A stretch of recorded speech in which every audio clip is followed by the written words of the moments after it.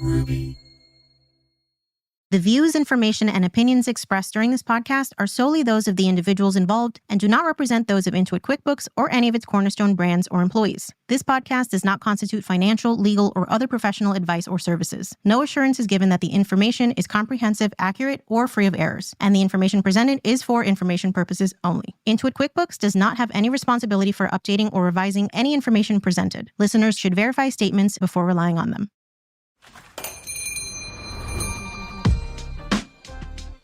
Welcome back, everyone. This is Mind the Business, Small Business Success Stories, a podcast brought to you by Intuit QuickBooks and Ruby Studio from iHeartMedia. I'm Janice Torres. And I'm Austin Hankwitz. And we are on the road again, this time in Nashville, Tennessee, to talk to another entrepreneur. But in this episode, we're actually live in a restaurant called Bag Lady's Fry Joint in Nashville. And I am surrounded by the delicious smells of French fries. Not just the delicious smells of French fries, but also beverage machines, French fry seasoning going all over the place here. We've got some really cool memorabilia all over the walls, and we're getting ready now for the lunch rush that's going to happen here in the next, call it 15, 20 minutes. I can feel the vibes. The vibes are high. The vibes are high and the French fries are hot. New year, new business challenges, new business goals. We're getting excited about everything that 2025 is going to offer us. What are some data points and metrics that you are now saying, okay, I need to keep tracking these. These are the most important. And all right, time to leave these in the past. I always love doing kind of a end of year recap on the business, seeing where income streams came from, what was flourishing, what needs more attention. I think there's no such thing as too much information as a business owner. I would totally agree with that. All the information, though, can absolutely be overwhelming unless you have an awesome tool like Intuit QuickBooks to help you decipher it and take these raw numbers and put them to work. Absolutely. All of the data is super important, and it really shows you where your strengths are, what is working for you, and also what you need to improve. And all of that feeds into how I make decisions about where I'm going to focus my energy as a business owner, as well as where I'm going to focus from a profitability perspective. How about you? Yeah, I'm right there with you, right? I think every year, something that we like to do is we sit down for several hours, my team and I, and we say, okay, what really, really worked over the last 3, 6, 9, 12 months? How did that move the bottom line? How much time did we spend building this? Was it something that actually moved the needle for us? And then we say, what is something we just don't like doing? Is it a process of the business? Is it a product we're selling? Is it a service where, what is going on that does not move the needle? And just being able to have that wherewithal and the self-awareness to reflect on some of that, but more importantly, have the real data in front of you to be able to make those decisions is incredibly important. Absolutely. But enough about us. Let's introduce our guest. Do you own a business that's ready to thrive? It's time to let Intuit QuickBooks take things like unpaid invoices and tracking expenses off your plate so you can take things to the next level. Intuit QuickBooks is a powerful, AI-driven, all-in-one business platform that can help with day-to-day tasks like invoicing, expenses, and taxes.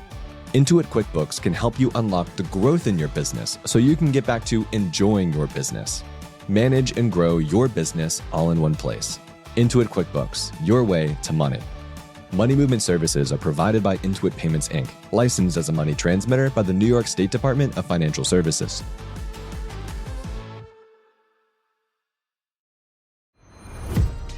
French fries are known as a side dish, but in Brandon and James Littleton's family, it was the main event. Their grandmothers, Vesta and Irene, expertly prepared hand-cut fries, stored in brown paper bags, and seasoned with love and culinary wisdom. So when the brothers decided to go into the restaurant business together, they knew the exact dish they were going to build their business around. But it was a rocky start. Unable to find a bank willing to take a chance on their unconventional idea, and with the COVID-19 pandemic in full swing, opening an actual storefront location was looking nearly impossible. But Brandon and James refused to give up and instead saved what money they could and started a food truck. That food truck, powered by their grandmother's fry recipe, took off into such a success that they were finally able to open the brick-and-mortar restaurant they originally dreamed of. Today, Brandon and James run Bag Ladies, a fry-centric restaurant affectionately named after the woman who inspired it, and one that is quickly sizzling its way into the very fabric of Nashville's vibrant restaurant community. Brandon Littleton, welcome to the show. It's an honor to be here. Welcome to the home of Bag Ladies. This is amazing. I mean, you've really decked this place out with some really cool memorabilia, which we'll get into. But let's kick things off with this whole idea of going from recipe from grandmother to now established brick and mortar in Nashville, Tennessee. Walk me through the entire story. Absolutely. So the foundation came from our two grannies. So we spent a lot of time with them during the summer times. And me and my brother have two vastly different taste buds. Like, he likes spicy stuff. I don't. I like peanut butter and jelly. He doesn't. But one thing that we always landed on was fries. So our grannies had this special process of making fries. They would kind of chop them up, have them brined, and then put them in these brown paper bags and then put them in deep freezers. So in the garage, there would be brown paper bags everywhere, and that's where we kind of got the nickname Bag Ladies. So fast forward 20 years, we wanted to start a restaurant, and basically what happened was we just kept getting rejected by banks. So it was a little hard to kind of get funding, but it ended up being a blessing in disguise simply because COVID happened. So one thing that happened during COVID, we saw that food trucks kept coming up. So we, turned over every cushion in our couch. We scrounged up any money that we could, purchased a food truck. And, on the first day, didn't no one come. The second day, didn't no one come. The third day was like 2 people came, and it was like our mom and dad. But then the fourth time, we started to get lines. We started to get awards. We started to be, invited to festivals and everything. And then that created the opportunity for our first brick and mortar, which we call our first neighborhood fry joint. So we wanted to be tucked in neighborhoods. We didn't want to be like centralized downtown. We wanted to be like deep in a neighborhood that we grew up in. That's amazing. And you mentioned you started getting involved in festivals and won awards. What was the process of that? I mean, were people reaching out to you? Were you kind of working maybe with a PR team to try and get you guys on the front cover of Nashville Today? Right. Great question. So a lot of it has been organic. So what we did, we started on Gallatin Pike. There was just an area that was just open. So we didn't know the regulations. We didn't know anything like that. Again, we're just two brothers just trying to figure it out. And customers started to come back. Customers start to talk. We would run into, media outlets that would come and taste the food. And all of that kind of transpired and just created opportunities. So then when we would go to festivals or have events, that would create opportunities for something else. So it's just kind of just being in the field, being active is what created all the noise for us.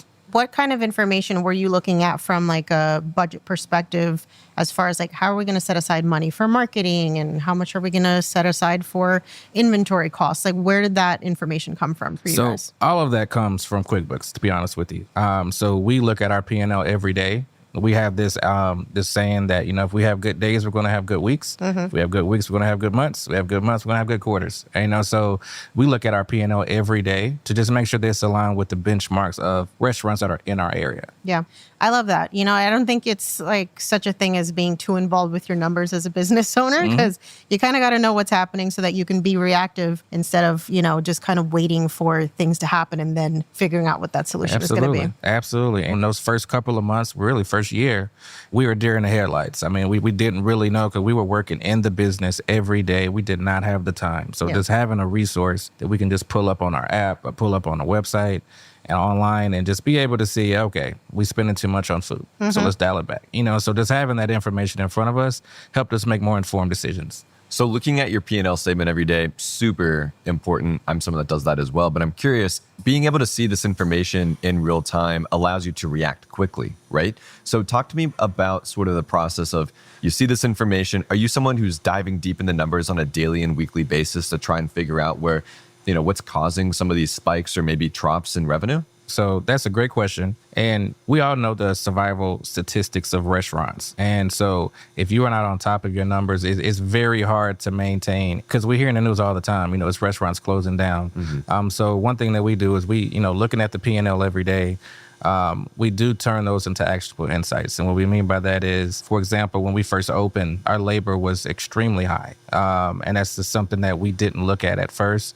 So being able to know that you can do more with less individuals helped us, keep our prime costs down. And that's again, it's just, we can have a feeling that there's a lot of people in our restaurant, but having just hard data and numbers, you just can't refute that. So that makes a lot of sense. Do you have any advice for small business owners that do own a restaurant that are listening right now as it relates to analyzing their own data? So the most common is just prime costs.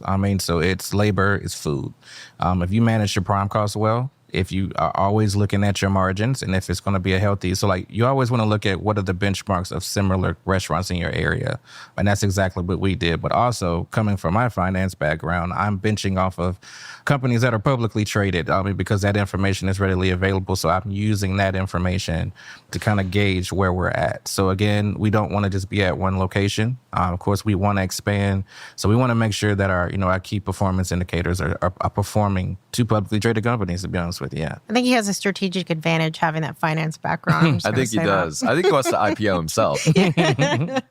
That's great. Okay, so I think when I, kind of try to balance data with my instincts as an entrepreneur, sometimes there's not a match with the information that, you might have data that's saying one thing, but your gut instinct is telling you, maybe I should pay attention to something else. So can you talk about a scenario where maybe the numbers were telling you one thing, but you're thinking, I don't know if I'm going to follow this. I'm going to try and see what's on the other side. And maybe you turned out to be right by not just like strictly following the numbers. Right. So our relationship with the prime costs, and so labor costs and food costs, there was a quarter where our food cost was extremely low.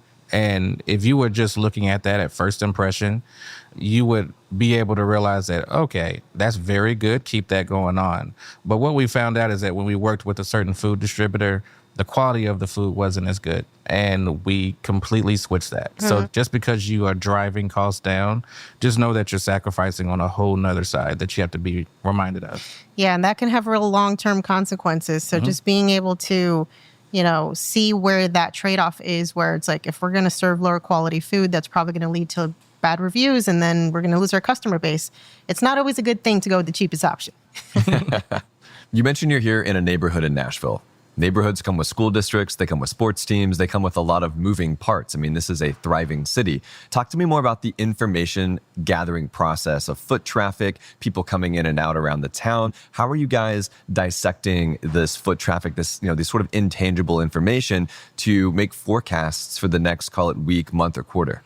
Absolutely. So one thing that helps is that we're from the area. The customer frequency of the individuals that are in the actual neighborhood are extremely high and above just the normal benchmarks. And that's something that we do want to replicate as we grow and as we go forward. That's one of our key performance indicators. That is, when somebody comes in, when's the next time do they come in? That's something that's in the business model that we kind of accidentally stumbled upon, but it's actually been one of the biggest advantages that we've had. How are you guys tracking that? Do you have some sort of rewards app or a punch card or something that says, hey, you come back and we'll reward you for it? Absolutely. So we have a loyalty program. So a lot of that is associated with our POS system. So we have a loyalty program, which gives us reporting as well in regards to, when they come in, it automatically pulls up their profile.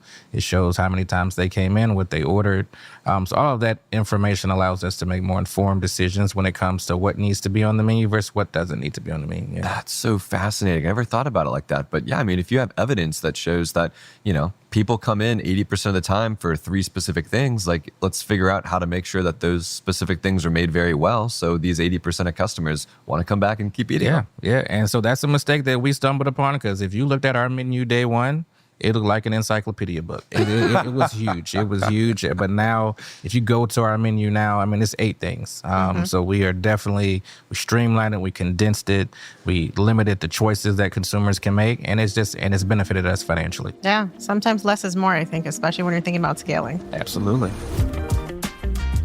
Coming up on Mind the Business Small Business Success Stories. Having that information in regards to a customer's email, their phone number, how many times do they come in, and kind of understanding who is your customer. It just helps you build your customer experience, build your experience of your restaurant, and just align with what they actually want versus you just guessing. We'll be right back.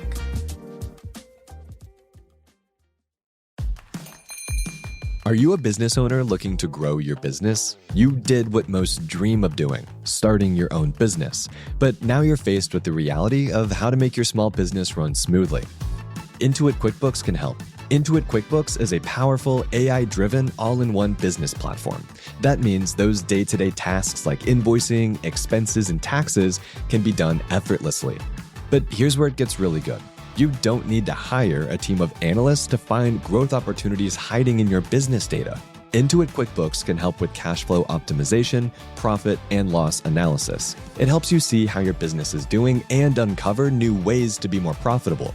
Intuit QuickBooks can help you unlock the growth in your business so you can get back to enjoying your business. Manage and grow your business all in one place. Intuit QuickBooks, your way to money. Money movement services are provided by Intuit Payments, Inc., licensed as a money transmitter by the New York State Department of Financial Services.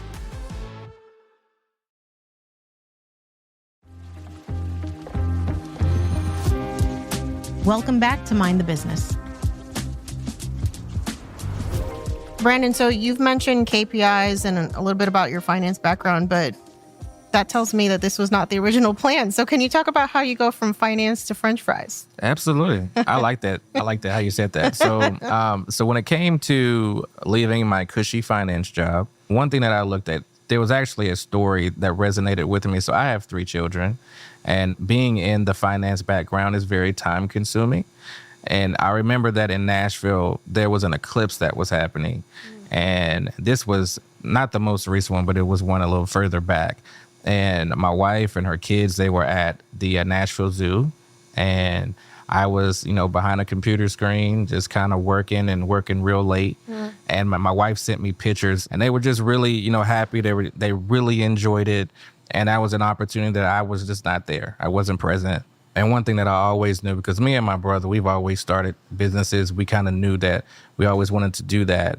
But I just didn't want to be confined in 4 walls anymore. I love the opportunity to create something and push something out in the world and to see how the world reacts to it. So again, I've always been kind of that entrepreneurial type of person. And that was kind of the light. It's like, yeah, we gotta change some things. So yeah. I love it. I think that's called, following your dreams. Yeah. Right. And I know we mentioned off camera when we were talking, you traded a 40-hour work week for working 24/7. Yes. That's one thing that I will say to any entrepreneur that is out there, especially if you have a spouse, just talk with them about it, because they are experiencing it just like how you're experiencing it. And it weighs on you financially, spiritually, psychologically, everything. So just be aware of what that journey looks like and just have a conversation with your spouse. I remember when I quit my job, I had all these people saying, don't do it. It's going to be a mistake, right? I took some very specific steps to make sure, I had sort of an emergency fund figured out, and I had, a business that was thriving and doing well before I just jumped into it. What sort of were those first 3 or 4 steps you took to begin to work toward that and achieve that dream? Good question. So I would love to say that it was very structured. Really, COVID was the kind of the nudge to go ahead and jump. I didn't have a business plan written out. I did have savings, just being in a finance background. I did have that, but I got the opportunity to work with my brother. We just happened to be like, let's just do this together at the same time, at the same moment. So kind of the stars aligned. So it wasn't like this well thought out strategic plan to jump from the 9 to 5 to the entrepreneurial world. But there was an opportunity to work with my brother. So it was cool. Yeah. All right. So it's not just enough to know your numbers as a small business owner for your day-to-day operations, but it's important from a tax perspective if you want to get loans. And so Intuit QuickBooks is a great tool, obviously, that you're using for that. Can you talk about what methods you use to track the numbers? So at the beginning, we were DIYing it. Okay. And it just became so overwhelming with managing a food truck and also a restaurant. But actually in QuickBooks, they have a marketplace where you can find a CPA, find a bookkeeper. We found one and we've been rocking with them since. So they're the one that are updating our data in real time. So they're able to file our taxes. They're able to, just make sure that we're on the up and up when it comes to bookkeeping. Yeah. And you can reach out to them virtually, do consultations and things like that if you guys have any questions. Right. Is there something that you wish you'd started earlier, knowing what you know now? Or what advice would you give to small business owners who are still kind of trying to figure out how to best optimize how they're gathering data? So it would be customer data. So it's one thing to have your financial statements, and that's great because it gives you just that information that you need. But having that information in regards to a customer's email, their phone number, how many times do they come in, and kind of understanding who is your customer. It just helps you build your customer experience, build your experience of your restaurant, and just align with what they actually want versus you just guessing. So, yeah. Looking back at it over the last couple of years that you guys have experienced this amazing success, what are you really proud of? So one thing that we were not expecting were the awards. We've opened businesses in the past. We've kind of just been on an island and just working every day. But, being recognized by our community, being recognized by, greater Nashville, it's just something that we just were not expecting. So just having that validation from other people that says, hey, I like your food. It's something that is extremely valuable because, again, that's why I commend anybody, that any entrepreneur, when you're putting something out into the world and you're having the world critique it, I commend you because it could be embarrassing, and I mean, but having that opportunity to get feedback from our community, from the market, is just something that we just weren't expecting, but just didn't know that it was extremely valuable for us. You mentioned this like growth phase. Define that for me. Yeah, so we just launched our franchise program. So again, now we are actively recruiting franchisees right now to expand into the Southeast territory. So we want to really be based in Tennessee. We want more locations in Tennessee. But now we're focused on actively recruiting because we knew, even when we started the food truck, that one unit is not going to let us retire. So now we wanted to be able to expand it. We've proven that the model works. People love French fries, apparently. So that allows us to continue to open up more units. So That's amazing. Can we talk about a time where you thought something was going to be like a raging success and you launched it and you're like, it was crickets and people were just like, ew.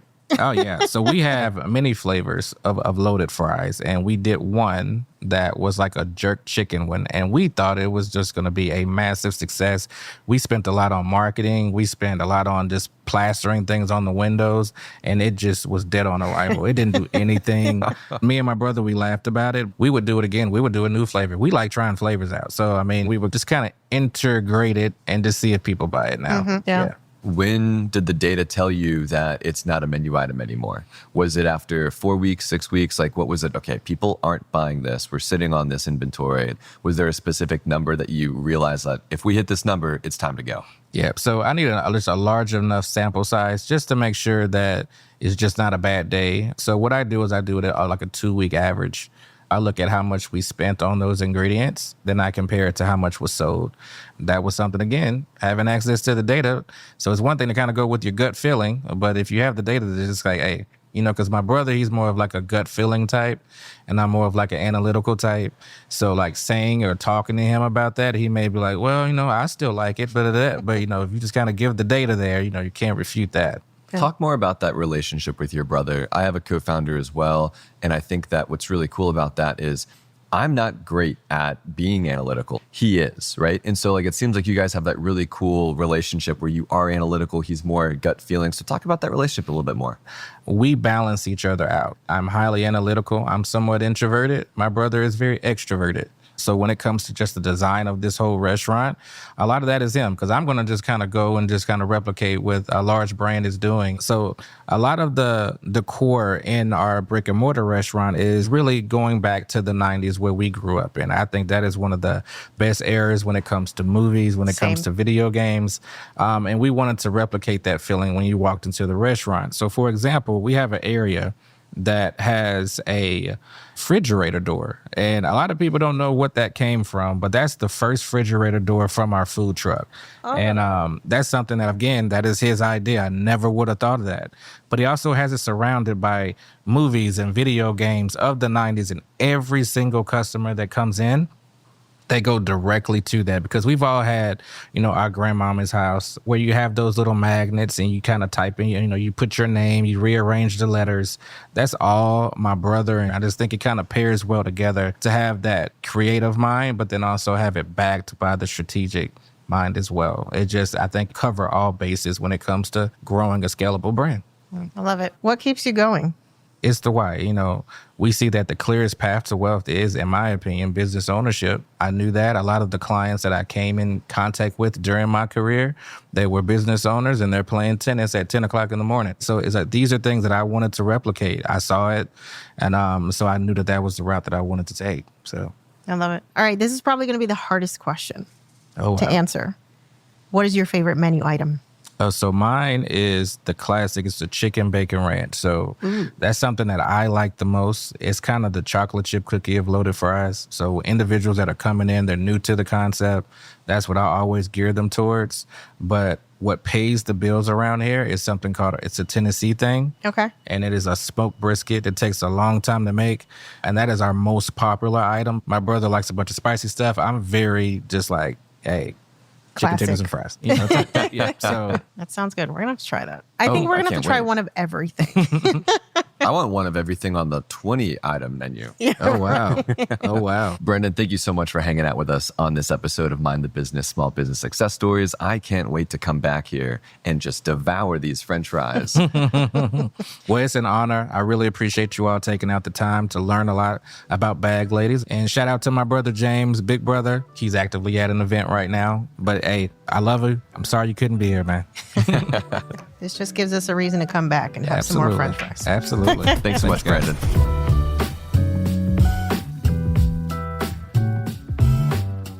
What an awesome conversation with Brandon. I feel like I learned a ton, but before I share my biggest takeaways, Janice, I got to hear yours. I love how involved he is in the numbers. I think a lot of business owners can tend to let that kind of fall by the wayside and then be surprised when it's been a while since you checked in with your business. I know I've had that experience multiple times where I'm not really looking at profits and just my P&L statement. And then I have a surprise tax bill, for example, because I had no idea what was going on in the business. So I think he really emphasized the importance of being involved with the data, with the numbers, not just from like a day-to-day perspective, but just overall, it helps you really make good decisions in your business. How about you, Austin? He definitely did. And I think it's not just knowing your numbers, but knowing what actions to take depending on what the numbers are telling you, right? So he mentioned this example of this jerk chicken loaded French fry basket that he introduced. And, he said, okay, like the demand is not here.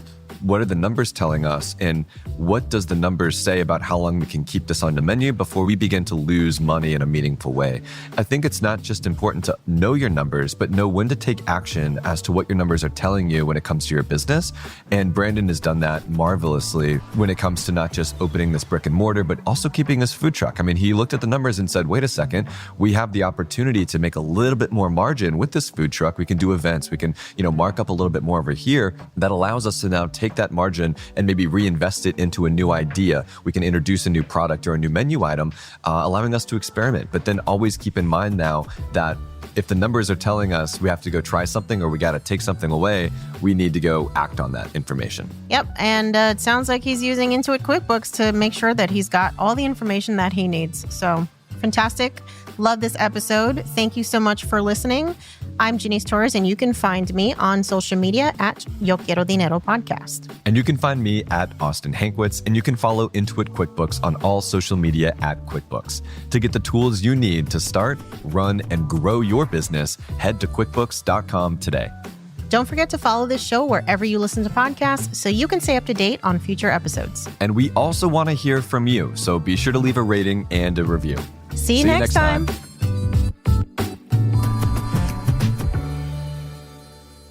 Money movement services are provided by Intuit Payments, Inc., licensed as a money transmitter by the New York State Department of Financial Services. This podcast is a production of iHeartMedia's Ruby Studio and Intuit QuickBooks. Our executive producer is Molly Sosha, our supervising producer is Nakia Swinton, and our writer is Eric Leja. Our head of post-production is James Foster, and our mixing engineer is Paul Vitolins of Audiography. Do you own a business that's ready to thrive? It's time to let Intuit QuickBooks take things like unpaid invoices and tracking expenses off your plate so you can take things to the next level.